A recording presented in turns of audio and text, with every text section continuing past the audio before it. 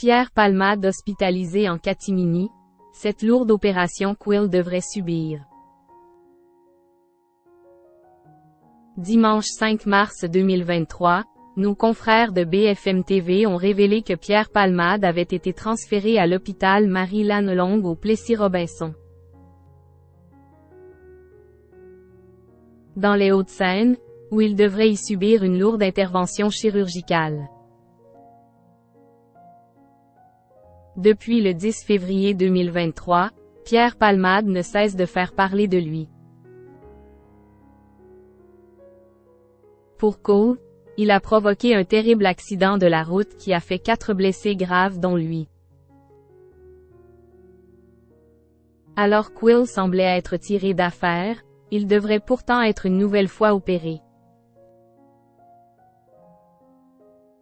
En effet, selon les informations de BFM TV, datées du 5 mars 2023, l'humoriste âgé de 54 ans a été transféré de l'hôpital du Kremlin-Bicêtre, dans le Val-de-Marne, vers l'hôpital Marie-Lannelongue au Plessis-Robinson, dans les Hauts-de-Seine.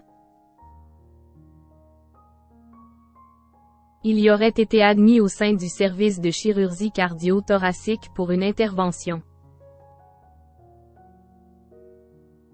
Le plus vraisemblable, compte tenu du délai après son AVC, c'est une chirurgie de l'artère carotide.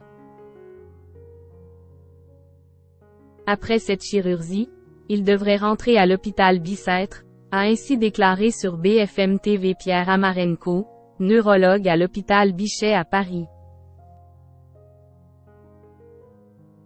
Alors Quill a été mis en examen pour homicide et blessures involontaires, et que son placement en détention provisoire a été ACTE accent aigu, pour l'heure, son état de santé ne lui permettrait pas de dormir derrière les barreaux. C'est pour cette raison que le procureur de la République a décidé de maintenir le comédien enfermé dans sa chambre d'hôpital au Kremlin-Bicêtre, sous surveillance policière. Pierre Palmade conduisait sous l'emprise de stupéfiants. Lorsqu'il a causé un terrible accident de la route le 10 février 2022, Pierre Palmade était sous l'emprise de stupéfiants. Parmi les victimes, une femme enceinte a perdu son bébé et un homme et son fils de 6 ans ont été grièvement blessés.